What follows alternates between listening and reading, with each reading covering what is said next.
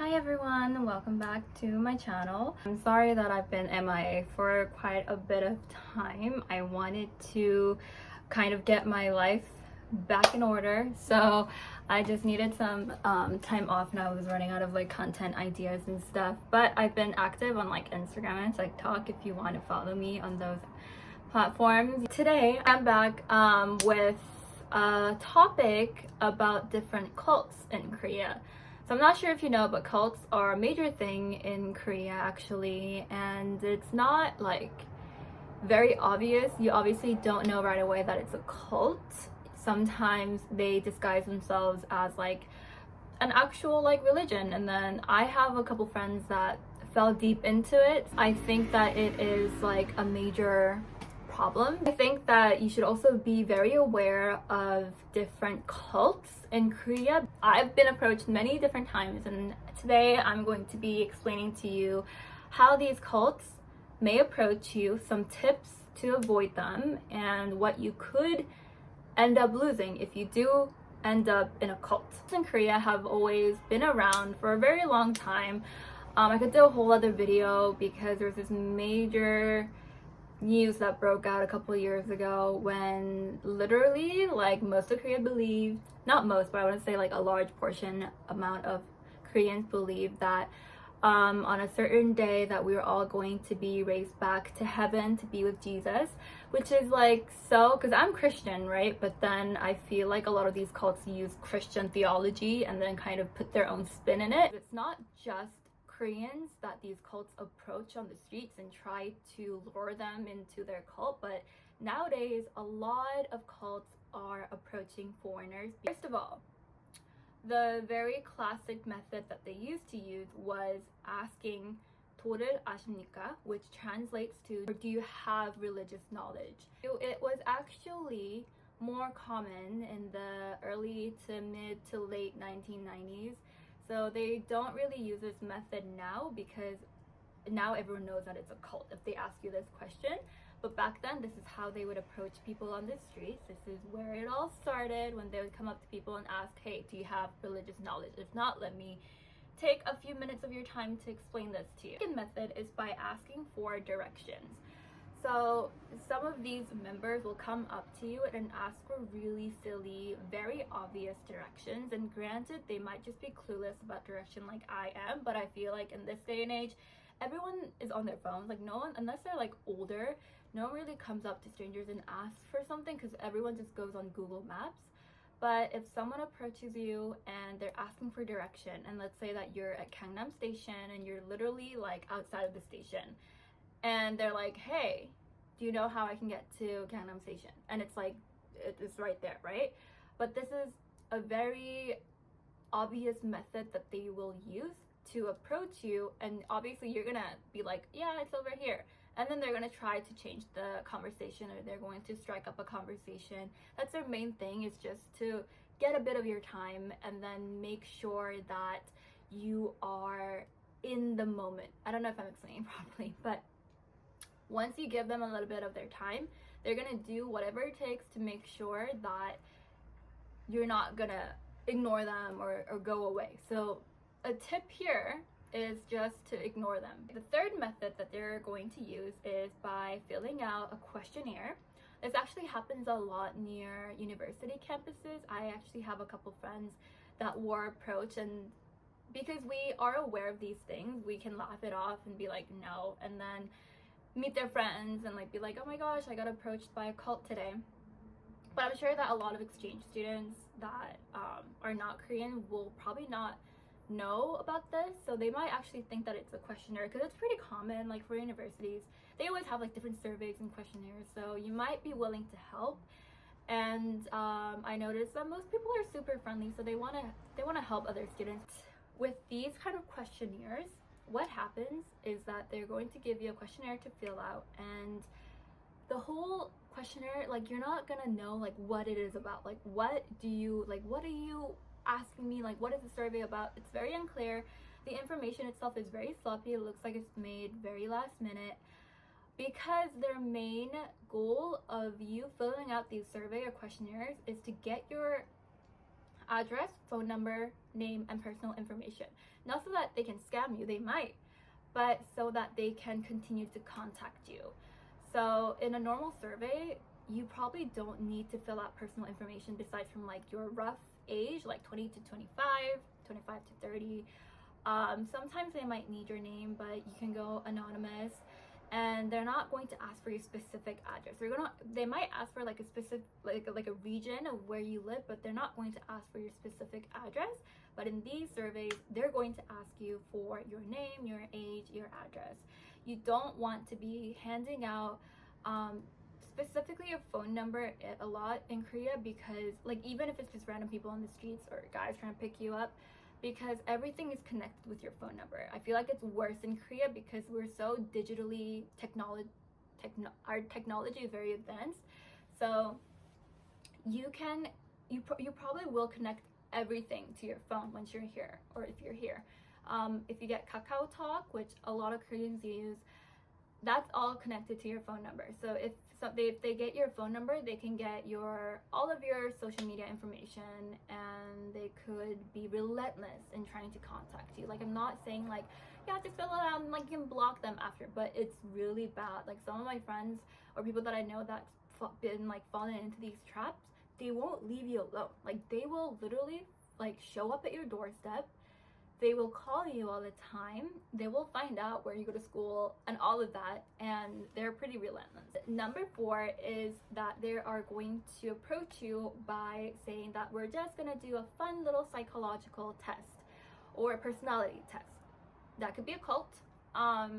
This is also pretty common. Like they're going to approach you and do something psychologically. Like they're either going to make you do like a fun personality test, and then they're gonna get the results, and they're gonna be like, oh, I see that, you know, you have a bright future ahead of you, but there's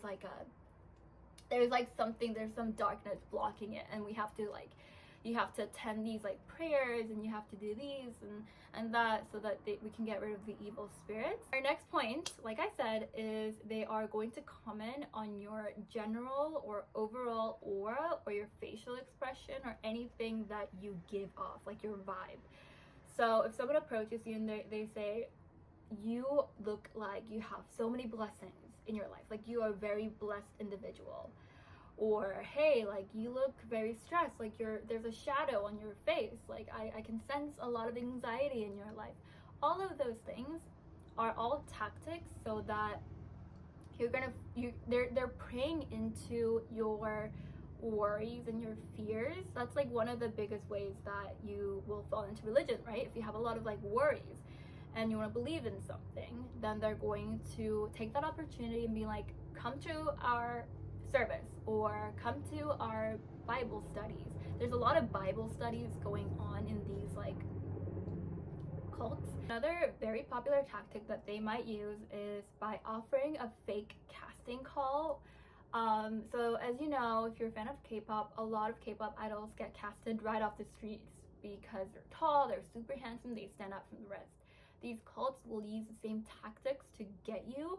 Obviously, if you are doing nothing and someone comes up to you and they're like, you should try out for a modeling agency, and if that's something that you always wanted to do, then you're like, oh my god, this is my time to shine. But this is where they get in, like they use your vulnerability, because they will come up to you and be like, hey, we're like this modeling agency and you look like you're perfectly fit for our role, or we want you to try out for our agency. That might be a cult, so you need to watch out. If they give you a business card, make sure, even if it's not a cult, it might easily be a scam, so that's always something that you should watch out for. Number 7 on our list is that they are going to pretend to be interested in you as like sexually. These cults will usually use very attractive men or women, and they're going to have them walk around. Just a thing that I remembered, this happens a lot in Jamsil, in near, you know that big, if you're in Korea, you know that big like Lotte Tower, like the shopping area, and specifically near like the bus, there's a bus transfer area in that building. It happens a lot there because my friend used to work there, and she said she got approached so many times, and usually it's by guys. Guys will come up to girls, ask for their phone numbers, invite them to a party, invite them to hang out, get their phone numbers, and then a few days later you go on a date, and that's when he's gonna talk about going to these churches and trying to invite you to come. Or this happened to my friend lately where she was walking around and this guy approached her and he was dressed really weird, like he wore like a leopard shirt and he really stood out, and she just said that he looked really shady. But he approached her, and when she asked about because he invited her to like a get together for college students, so when she asked like, hey, like what school do you go to, what is this for, it was really shady, and he was like, oh, like I'm actually like American, like I don't really speak Korean. But it was really shady because it's like, if you don't speak any Korean, then how come you know all these like Korean slang words at all these like get together places, you know what I mean? So she said that was really shady. It happens on the busy streets of Gangnam, Insadong as well, where guys will like approach you, get your number, or they're really persistent too, which is what makes it kind of scary, and which is why you should just like know, like from the get-go, like, okay, this is a call, and just walk away. Because if you get in it, like if you start up the conversation, it's so hard to like walk away. Because again, another friend, she was walking around Iksan-dong, and then this person approached her and she just continued the conversation because it didn't really click at the time. And then after a while she was like, oh shoot, this is a cult. And it was so hard. I think it's harder for people that are nice to just say no and walk away. It's so hard to just put on your headphones, ignore them. That's the best method. But she continued to just listen, and then she literally could not get him to stop following her. She literally went to like one of the prayer services, but luckily she didn't have to pay, because sometimes they will try to scam you, and if you attend these like prayer services, you're gonna have to pay up, and they won't make you leave. They won't let you leave until you pay the money. But I'm gonna get into that later. Another method that these people will use is like a work interview method. So they're going to approach you being like, hey guys, I'm like a aspiring webtoon writer, or I'm like an aspiring artist. Can you please help me look for some inspirational material for my next upcoming project? And they're gonna hand you the iPad, and they're going to, I don't know exactly what they do, but just anything shady like that, it's most definitely a cult, because a lot of webtoon writers and artists literally came out and said that like, hey guys, like we literally never ask people on the streets to help us find inspiration for our work. Like that's weird. So that's definitely something to keep in mind. Okay, so this is something that I think it's great if you are a foreigner looking into coming to Korea, because lately there's been a lot of these cults approaching foreigners in Korea and asking them if they would like to know more about the Korean culture, and they sound very like helpful, like they want to help you.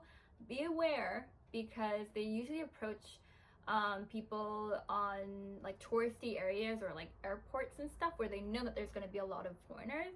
And with foreigners, you know that they're probably not going to be in Korea for the rest of their lives, and their goal is to have you come to their church for the rest of their lives.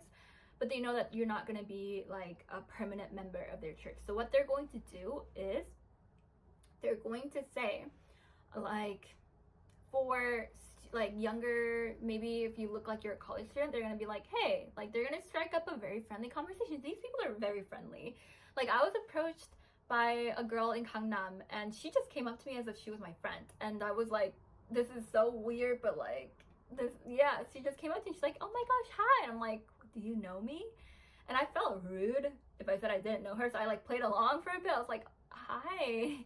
But yeah, but then I kept walking away from her, and she's like, hey, like you've never like talked to strangers before? And I was like, no, clearly not, like we're in Korea, we don't even speak to each other that much. And then she was like, I just put in my headphones in and I just left. But it was really weird. But yeah, so I obviously look like, this was like a year ago, but I obviously look like a college student because I had like my bag and I wore like very student like clothes. So these young students will come approach you and try to be friends with you. They're gonna be like, hey, I'm looking for friends. Or there's like a get together coming up in a couple weeks. Do you wanna come? We're just gonna watch a movie. And then it turns out that they're doing like a whole like cult study like at their house, and it's really difficult to leave and stuff like that. But if you are, if you look like you're like a traveler and you're not here for college, then they're gonna come up to you and be like, hey, like, do you want to know more about the Korean culture? Like, there's this place that is super popular and you'll definitely be able to experience like the traditional Korean culture. And usually for travelers, like, okay, sure, like, I'm here to, I'm here with an open mind, I'm here to experience the culture, so I'm gonna go. And turns out it's like a whole prayer service or a whole like ritual that they do. And then when you're like, oh, time to go, they're gonna ask you to pay. They're gonna ask you, you literally came here for free and you participated by being here, so you need to pay us like this amount of dollars, and then they literally will not let you leave until you pay them out. So you need to be careful because this happens way too often. It happened to my friend, but luckily she didn't have to pay. But still, it's like really uncomfortable. Like, you're there and it's like all these people doing a ritual and you're like, I didn't even ask to be here. Okay, so now I'm going to give you some tips on how to avoid these people because you're definitely gonna need these tips. So number one is ignorance. Ignorance. The best thing is just to ignore them completely. Do not make eye contact with them. Put in your headphones, look at your phone, just ignore them, pretend like they don't exist. Because once you, even like a little thing like an eye contact, I made eye contact with one of these cult people in the subway a couple weeks ago.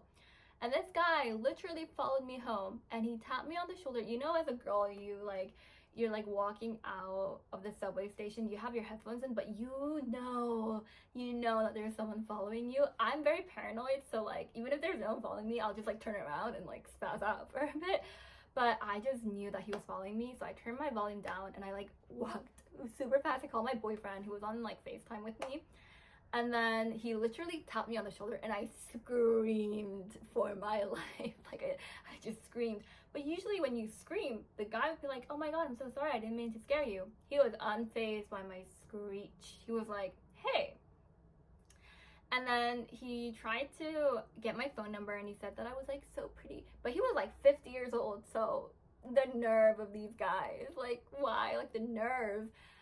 So he came up to me and he asked for my number and I said no, I have a boyfriend. He was literally on FaceTime. And then he was like, oh, well, I can go out for some tea. I'm like, I don't want fucking tea, I want to go home. But he kept persisting. It was really scary, but luckily there was a guy in the bus station and he kept looking at me to make sure that I was okay. So I felt like, okay, like at least there's someone to witness if I ever get kidnapped. But yeah, so this guy kept asking me, he was really persistent, and I understand now when other people tell me that it was so hard to like make them stop following them. And I understand why. Like, she literally went all the way to the prayer service and we're like, girl, like, are you stupid? Like, why would you do that? But it's like, being in that situation, it's so hard to be like, can you leave me the fuck alone? Because you don't know what they're capable of, right? That's one of the things I guess sucks about being a girl, is that like I can say no and I can be intimidating when I want to. It's not like I want to be nice. It's that if I say something, I'm not sure what they're capable of, so I'm like praying.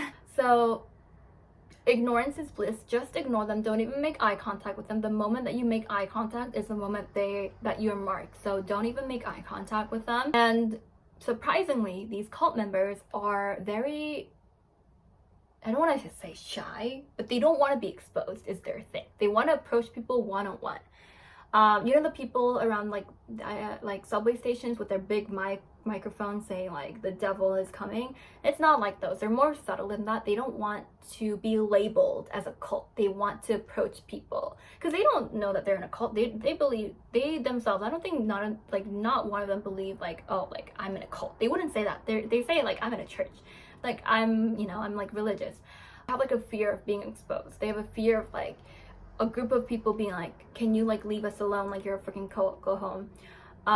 So they're going to approach people one-on-one, which is why they have all these different tactics, right? So keep that in mind, that they actually are kind of like fearful of being exposed. So I mean, I don't have the best experience with like asking for strangers for help. This is just coming from me. Okay, and the very last way of, there's only two ways, right? But the second way of getting them to stop following you is literally, if they don't leave you alone, you can call the police. You can just threaten like, I'm gonna call the police, because they're probably gonna back off if you just say like, I'm gonna call the police, because they do know that they have a really bad reputation in Korea, because it's like a meme at this point. So they know that they have a bad reputation. So if you just threaten them by saying, I'm gonna call the police, they probably don't want to worsen their reputation, so they're gonna back off. Or you can literally call the police. If they still don't leave you alone, call 112 and report a crime. If you want me to do a whole series on like how to report crimes in Korea, I can do that. And yeah, I just wanted to make this video to let you guys know. I'm sorry if I was like speaking a little fast. I'm sorry. There's nothing I can do now. I already filmed the video. I'm gonna have to post this.